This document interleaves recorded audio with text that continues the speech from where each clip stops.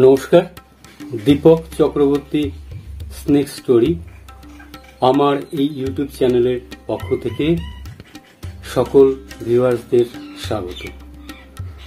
আজকে মূলত একটি বিশেষ গুরুত্বপূর্ণ বিষয় নিয়েই আপনাদের কাছে আমার এই উপস্থাপন।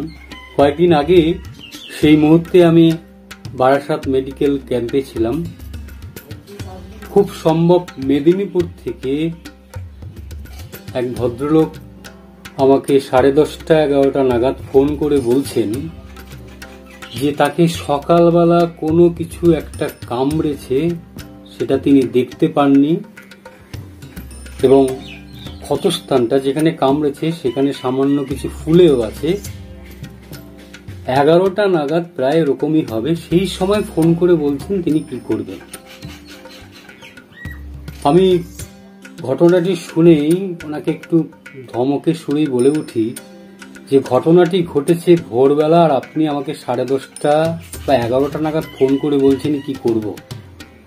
তো বকা দিয়ে বললাম, কোনো কথা নয়, আপনি এই মুহূর্তেই হাসপাতালে যান। জানি না তার শেষ পরিণতি কি হয়েছিল। অবশ্যই তিনি সুস্থ থাকুন, সুস্থ হয়ে বাড়ি ফিরুন, এটাই চাইব। সেই সংবাদটি এখনো পর্যন্ত পাইনি। তারপরে যখন বাড়ি আসি, বাড়ি এসেও কিন্তু আমারই এক পরিচিত বন্ধুর ফোন, প্রায় একই ঘটনা। সে কারণেই আমার মনে হয়েছে যে এই বিষয়ে একটু সহজ ভাষায় মানুষকে বলাটা দরকার, যে এরকম যদি ঘটনা ঘটে তাহলে আমরা কি করব। প্রথমত বলি, সাপ মানেই বিষধর নয়। আমাদের দেশে প্রায় 285 প্রজাতির তার বেশি কিছু সাপ আছে, তার মধ্যে থেকে মাত্র গুটি কয়েক সাপ বিষধর। আমরা যদি পশ্চিমবঙ্গের কথা ধরি তাহলে গুনে গুনে যে 4টি সাপের কামড়ে মানুষের মৃত্যু ঘটে সেই 4টি সাপ হচ্ছে গোকরো, কেউটে, কালাজ এবং চন্দ্রবোরা। গুজরাট, রাজস্থানে চন্দ্রবোরা নেই, সেখানে ফুসরা আছে। এই যত মৃত্যু, যত দুর্ঘটনা এই 4টি সাপের কামড়ই হয়। সংকোচ বিষধর হলেও এই সাপটি কিন্তু লোকালয় পছন্দ করে না, সেই কারণে শঙ্খচূড়ের কামড়ের ঘটনা কিন্তু আমাদের কাছে সংবাদগুলো আসে না। আরেকটি বিষধর সাপ হচ্ছে শাখামুটি। এই সাপটি বিষধর হলেও সাপটি স্বভাবে একেবারেই অলস এবং খুব শান্ত সাপ। এখনো পর্যন্ত কোনো মানুষকে কামড়েছে এরকম পরিসংখ্যান নেই।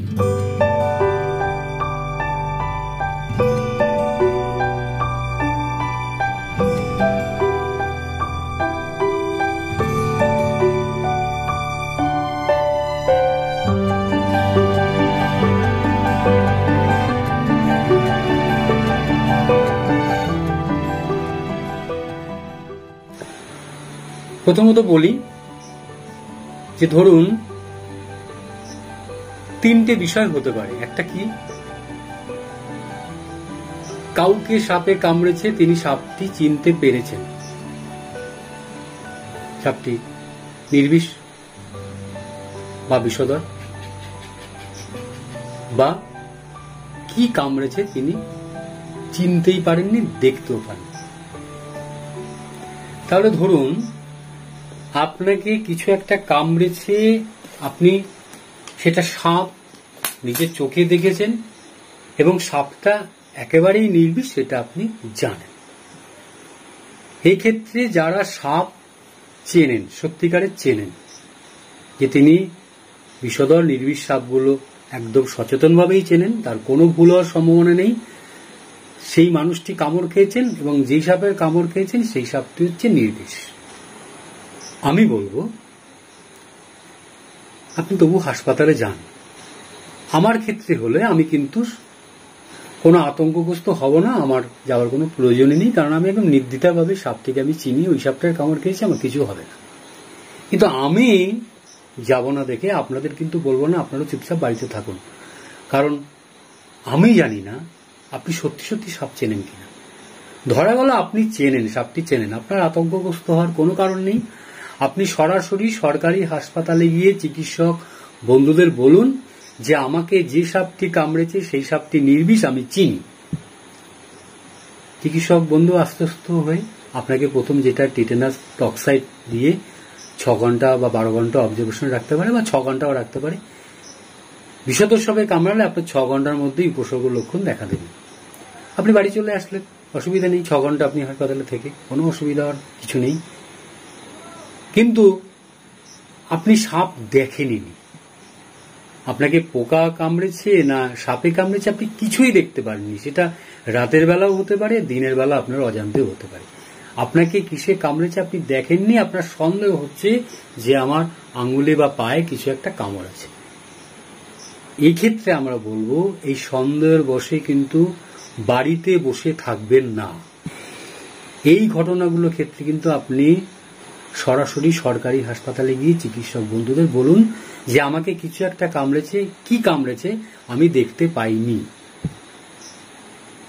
সেক্ষেত্রেও কিন্তু চিকিৎসা কি হবে, চিকিৎসক বন্ধু আপনাকে পর্যবেক্ষণে রাখতে পারে, এমনকি আপনাকে ভর্তিও করে নিতে পারে।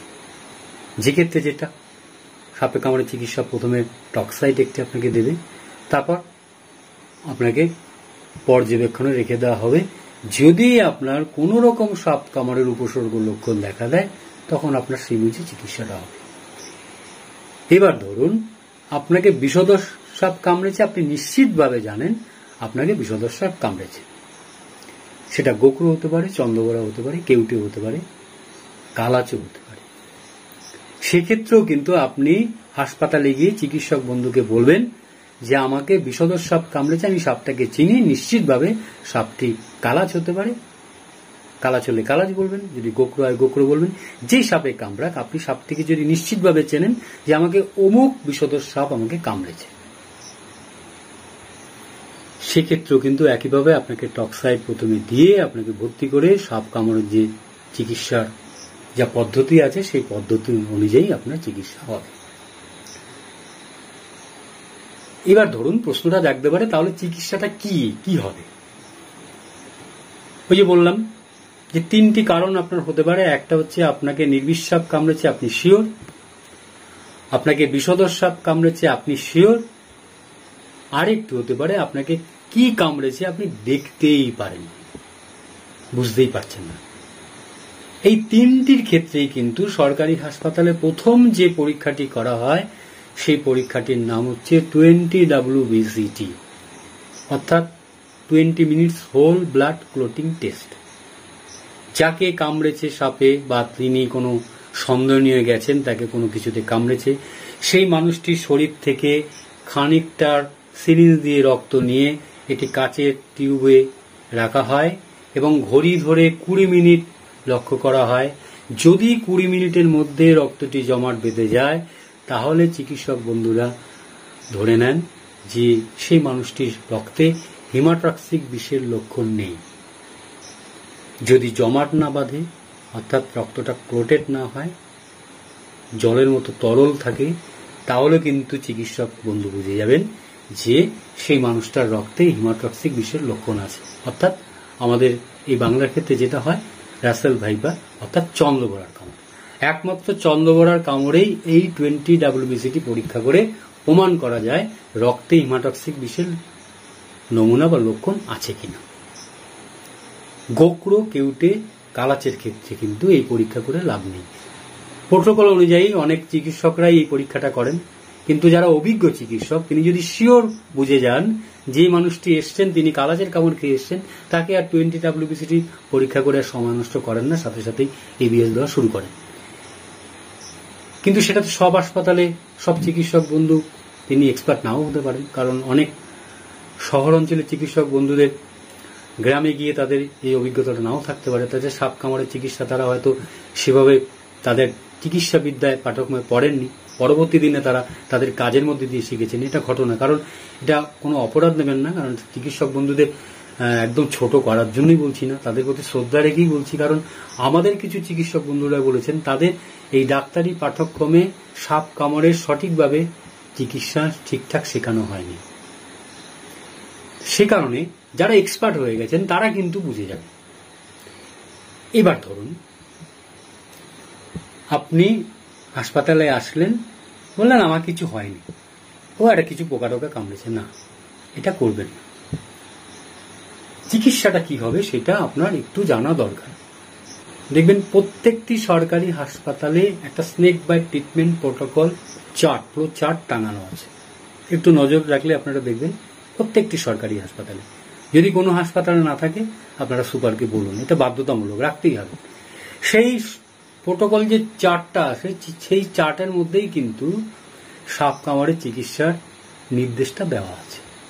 একটু ভালো করে লক্ষ্য করবেন, ইংরেজিতে লেখা আছে। আমরা অশোকনগর স্টেট জেনারেল হাসপাতালে বাংলায় করে দিয়ে এসেছিলাম। খুব অসাধারণ একটি পত্রিকা প্রকাশ হতো, এখন এই লকডাউনে সেদিকে বন্ধ। স্বাস্থ্যের বৃত্তে বলে একটি পত্রিকা প্রকাশ হতো, সেখানে আমাদের খুব শ্রদ্ধেয় পরিচিত বন্ধু চিকিৎসক ডাক্তার জয়ন্ত দাস, তিনি সেই স্নেক বাইট ট্রিটমেন্ট প্রোটোকল চার্টের বাংলা অনুবাদটা করে পত্রিকায় দিয়েছিলেন। আমরা সেটা বড় করে হাসপাতালে দিয়েছিলাম, আর নার্স যারা বন্ধুরা আছেন তারা যদি চট জলদি তাদের কাছে রেখে দেখে নিতে পারেন। সেই প্রচারটি কি আছে মিলিয়ে নেবেন। আপনি বা কেউ সাপে কাটা রোগী হাসপাতালে আসলে কি হবে, প্রথমেই আপনাকে টক্সাইড ইঞ্জেকশন দেওয়া হবে। তারপর কি করা হবে, তারপরে 20 WBCT পরীক্ষা করে দেখা হবে।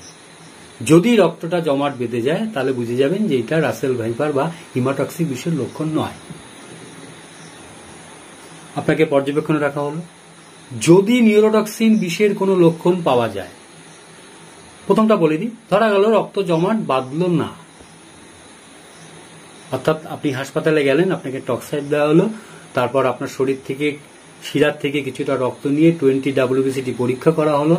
সেই পরীক্ষায় দেখা গেল রক্তটি আপনার জমাট বাঁধেনি, তাহলে চিকিৎসক বন্ধুরা বুঝে যাবেন আপনার রক্তে হিমাটক্সিক বিষের লক্ষণ আছে। সাথে সাথে কি করবেন, সাথে সাথেই আপনাকে প্রথমে যেটা দেবে অ্যাড্রিনালিন বলে একটি ইঞ্জেকশন আছে, সেটা আপনাকে আগে দেবে। এটা এবিএস দেওয়ার আগে দিতে হয়, যাতে এবিএস দেওয়ার জন্য আপনার রিয়াকশন অ্যালার্জি জাতীয় কোনো ঘটনা না ঘটে, তার জন্য 0.25 ml অ্যাড্রিনালিন দেওয়া হয়। দেখবেন ফ্লোচার্টের উল্লেখ আছে। সেটা দেওয়ার পর তারপর আপনাকে এবিএস স্টার্ট করা হবে। এই বিষয়টা নিয়ে স্নেক বাইট ট্রিটমেন্ট প্রোটোকলে কিন্তু চন্দ্রবড়ার কামড়ে 10 ভাইল এবিএস দেওয়ার কথা বলছে। আজকে কিন্তু বেশ কিছু অভিজ্ঞ চিকিৎসকরা বলছেন যদি প্রমাণ হয়ে যায় যে সেই মানুষটাকে চন্দ্রবড়া সাপে কামড়েছে, অর্থাৎ রাসেল ভাইপারের কামড়, তাহলে 10 ভাইল নয়, শুরুতে বলছেন 20 ভাইলস নাহলে 30 ভাইলস, অর্থাৎ 20 ভাইল বা 30 ভাইল এবিএস শুরুতেই দিয়ে দিন। তাহলে কিন্তু সেই চন্দ্রবড়ার কামড়ের মানুষটিকে বাঁচানো সম্ভব। বেশ কিছু এলাকায় কিন্তু দ্রুত হাসপাতালে নিয়ে যাওয়ার পরে 10 ভাইল এবিএস 20 ভাইল এবিএস দেওয়ার পরে পেশেন্টকে বাঁচানো যায়নি, কিন্তু এটাও ঘটনা। খুব দ্রুত যখন এসছে তাকে 20 ভাইল 30 ভাইল এবিএস দিয়ে কিন্তু পেশেন্টকে রিকভারি করা গেছে, সুস্থ করা গেছে। চন্দ্রবড়া কামড়ের ক্ষেত্রে কিন্তু এটা একটু মাথায় রাখতে হবে, 10 ভাইল নয়, শুরুতে 20 ভাইল 30 ভাইল দিয়ে দিন। আবার ফার্দার এবিএস শরীরে পুরো দেওয়ার পর 20 ভাইল 30 ভাইল যা কিছু দেওয়ার পর আপনার আবার পুনরায় রক্ত টেস্ট করা হলো, অর্থাৎ 20 WBCT পরীক্ষা করে দেখা গেল যে আপনার রক্ত এবার জমাট বেঁধে গেছে। তাহলে চিকিৎসকরা বুঝে যাবেন যে আপনার রক্তে যে হিমাটক্সিক বিষগুলো ছিল সেটা রিকভারি করা গেছে। তারপর চন্দ্রবড়া কামড়ে যে ক্ষতিটা হয়, খুব দেরিতে চিকিৎসা হলে কিডনির কোনো ক্ষতিগ্রস্ত হয়েছে কিনা তাই নিয়ে ক্রিয়েটিন পরীক্ষা করে দেখা হয় যে কিডনিটা ঠিকঠাক আছে কিনা। আমাদের অভিজ্ঞতায় দেখেছি যদি খুব দ্রুত 1 ঘন্টার মধ্যে চন্দ্রবড়া কামড়ে চিকিৎসা শুরু হয় তাহলে কিন্তু কিডনির ক্ষতিগ্রস্তটা হয় না। যত দেরি করে চন্দ্রবড়ার কামড়ে চিকিৎসা হবে তাতে কিন্তু চন্দ্রবড়ার কামড় থেকে মুক্ত হলেও শরীরের কিন্তু কিডনির ক্ষতি হয়, পরবর্তীতে সেই পেশেন্টকে সেই মানুষটিকে ডায়ালাইসিস দিতে হয়। সেটা না হয় আমাদের পক্ষে উপকারী। যদি আমরা ওঝা গণিন করে সময় নষ্ট না করে খুব দ্রুত হাসপাতালে গিয়ে অন্তত পৌঁছে দিতে পারি তাহলে কিন্তু এই ডায়ালাইসিসটা আমরা এড়াতে পারি। এটা রাসেল ভাইপারের ক্ষেত্রে, চন্দ্রবড়া সাপের কামড়ের ক্ষেত্রে। এবার ধরুন যেই মানুষটা হাসপাতালে আসলেন তার রক্তটা ক্লোটেড হয়ে গেল, অর্থাৎ নিশ্চিত হয়ে গেল যে তাকে চন্দ্রবড়া সাপে কামড়ায়নি, তাহলে বাকি রইল কি নিউরোটক্সিন বিষ, অর্থাৎ গোক্রো কেউটে কালাজ। গোক্রো কেউটের ক্ষেত্রে একটু অভিজ্ঞ থাকলেই বোঝানো যায়, ক্ষতস্থানটা অর্থাৎ যেখানে কামড়েছে সেই ক্ষতস্থানে ঘিরে 15 থেকে 20 মিনিটের মধ্যেই ফুলে যাবে, জায়গাটা ব্যথা হবে, যন্ত্রণা হবে। এই লক্ষণটা দেখে কিন্তু চিকিৎসক বন্ধুরা বুঝে যান এটা কোবরা বাইট হয়েছে। তারপর যত দেরি হবে তার নানা রকম উপসর্গ দেখা দিতে পারে, গাঁঠে পিঠে ব্যথা হতে পারে, তার শ্বাসকষ্ট শুরু হতে পারে, তার দু চোখ ঢুলু ঢুলু, তার ঠোঁট ঝুলে পড়তে পারে, মুখ দিকে লালা বেরোতে পারে। হ্যাঁ, তো এই বিষয়গুলো কিন্তু শুরু হবে। কিন্তু এইগুলো অনেক দেরি পর্যায়ে, খুব দ্রুত যদি আমরা সেই ক্ষতস্থান থেকেই চিহ্নিত করে নিতে পারি যে এটা কোবরা বাইট, তাহলে সেই মানুষটাকে খুব দ্রুত সুস্থ করে তোলা সম্ভব। বাকি রইল কি কালাজ। কালাজের ক্ষেত্রে কিন্তু একইভাবে সেই উপসর্গ লক্ষণ দেখে নিশ্চিত করতে হয়, বুঝতে হয় এটা নিউরোটক্সিন বিষ কিনা। অর্থাৎ কালাচের কামড়ে কিন্তু ক্ষতস্থানে জ্বালা যন্ত্রণা থাকেই না, এমনকি দাঁতের চিহ্ন বোঝা যায় না। সেক্ষেত্রে উপসর্গ দেখেই চিকিৎসক বন্ধুরা সিদ্ধান্ত নেন এটা কালাচের কামড় কিনা। কি কি উপসর্গ হতে পারে অনেকেই জানেন। পেট ব্যথা হতে পারে, বমি বমি ভাব, পাতলা পায়খানা, পায়খানায় বেগ পাচ্ছে অথচ পায়খানা যাচ্ছেন বাথরুম হচ্ছে না, গাঁটে পিঠে ব্যথা করছে। এটা ইয়ং ছেলে, তার কোনো শারীরিক কোনো রোগীর ইতিহাস নেই, সুস্থ ছেলে, ধরাম করে তিনি মাথা ঘুরে পড়ে গেলেন। তার কেস হিস্ট্রি নিয়ে জানা গেল তিনি রাত্রে যেখানে ঘুমিয়েছিলেন মশারি ছাড়া, এমনকি মেঝেতেও ঘুমাতে পারেন। তিনি বুঝতেই পারেননি তাকে কখন কালাজ কামড়ে চলে গেছে। হঠাৎ করে দেখা গেল তার গলা ব্যথা করছে, তার ঢোক গিলতে কষ্ট হচ্ছে, দু চোখের পাতা তিনি আর মেলতেই পাচ্ছেন না, এমন ঢুলে পড়ছে। এই সমস্ত লক্ষণগুলো দেখে কিন্তু চিকিৎসক বন্ধুরা বুঝে যান যে এটা নিউরোটক্সিন বিষের লক্ষণ। সে কালাজ গোকু চাই হোক, এটা নিউরোটক্সিন বিষের লক্ষণ, এটা প্রমাণিত। তখন চিকিৎসক বন্ধুরা কি করবেন? একইভাবে কিন্তু প্রথমে ওই এবিএস শুরু করার আগে অ্যাড্রিনালিন ইনজেকশন দেবেন শিরায়, কিছুটা দিয়ে বাদবাকিটা সিরিঞ্জে রেখে দেবেন। এবিএস দেওয়ার পর যদি কোনো রিয়াকশন থাকে সেটার রোধ করার জন্য। তারপর কি করা হয়? আপনাকে তো প্রথমেই যখন যাবেন ওই যে পর্যবেক্ষণে বা ভর্তি করে রাখলো, আপনাকে কিন্তু শিরায় সেই চ্যানেলটা করে রাখা হয়েছে যাতে ওই শিরার মধ্যে দিয়ে এবিএসটা দিতে সুবিধা হয়। এবার কিন্তু সেই নর্মাল স্যালাইন বোতলে আইভি ফ্লুইডে আপনাকে 10 ভায়াল বা 20 ভায়াল অবস্থা বুঝে, কারোর ক্ষেত্রে 10 ভায়ালের রিকভারি হতে পারে, কারোর ক্ষেত্রে 20 ভায়াল লাগতে পারে, কারোর ক্ষেত্রে 30 ভায়াল লাগতে পারে, এমনকি কারোর ক্ষেত্রে 50-60 ভায়াল এবিএসও লাগতে পারে। সেটা কতটা বিষ ঢেলেছে, কতটা দেরিতে চিকিৎসা হচ্ছে তার উপর। কিন্তু পদ্ধতিটা হচ্ছে আপনাকে ওই এবিএস দিতে হবে। এবং নিউরোটক্সিক বিষের ক্ষেত্রে এবিএস শুধু দিলেই হবে না, আরও দুটো গুরুত্বপূর্ণ ওষুধ কিন্তু প্রয়োজন, সেটা হচ্ছে নিউস্টিগমাইন এবং অ্যাট্রোপিন। নিউরোটক্সিন বিষের ক্ষেত্রে যদি এই দুটো ইনজেকশন না দেওয়া হয়, বিশেষ করে নিউস্টিগমাইন যদি দেওয়া না হয়, সেক্ষেত্রেও কিন্তু পেশেন্ট এবিএস দেওয়ার পরও মারা দিতে পারে। তাই এই দুটো কিন্তু গুরুত্বপূর্ণ ওষুধ। আপনারা অনেকে জানেন, মনে রাখবেন, ক্যানিন যুক্তিবাদী সমিতির জয়দেব অসাধারণ সাপ রেস্কিউ করত।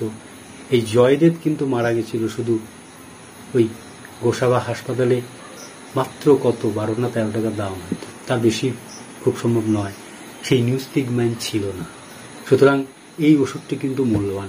অর্থাৎ ওই এবিএস দেওয়ার পরে আপনাকে পুনরায়, অর্থাৎ 10 ভায়াল বা 20 ভায়াল এবিএস দেওয়ার পরে আপনাকে নিউস্টিগমাইন অ্যাট্রোপিন দেবে।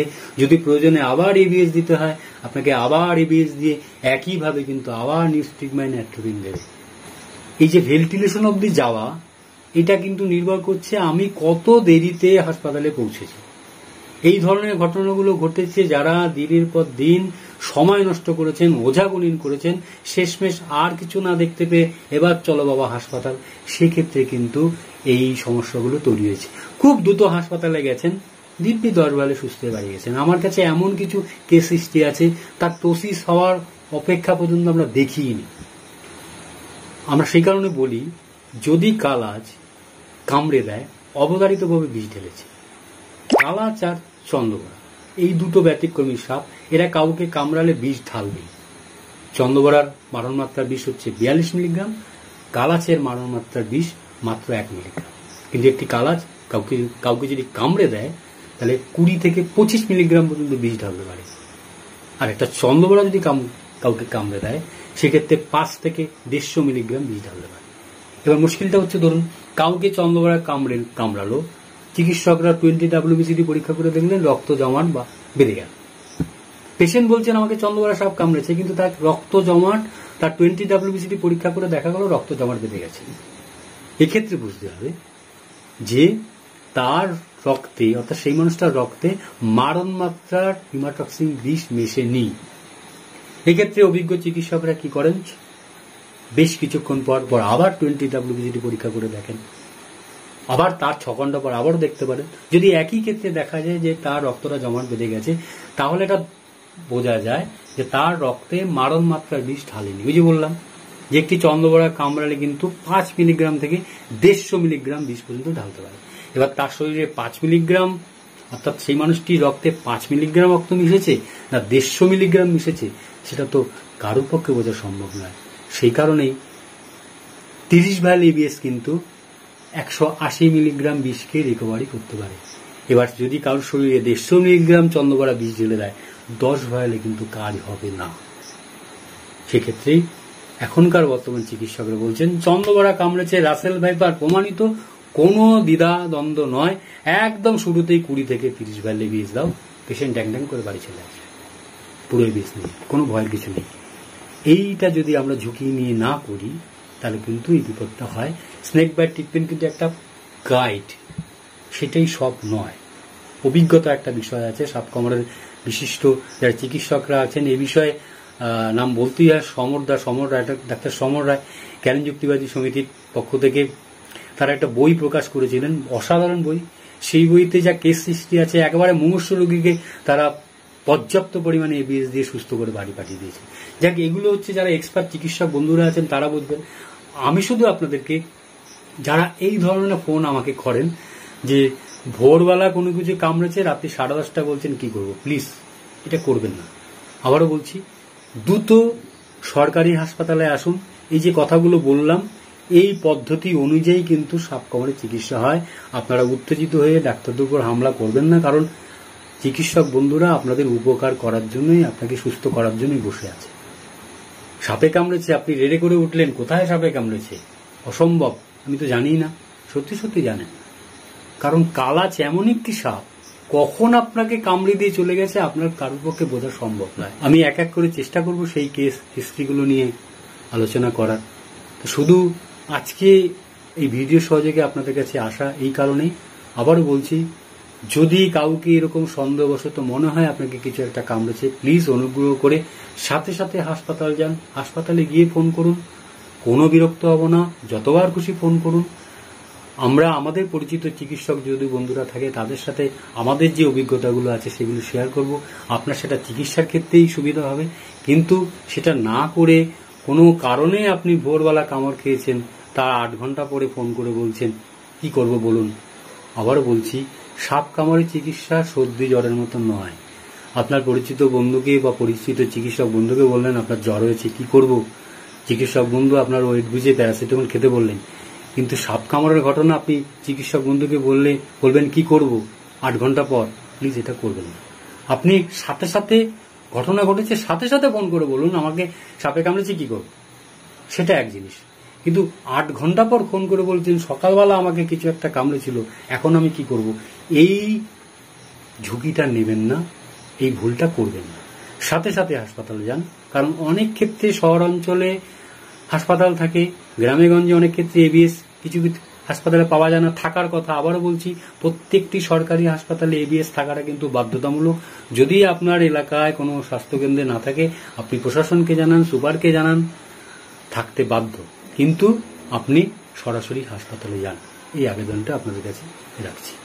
সবাই ভালো থাকুন, সুস্থ থাকুন, নমস্কার।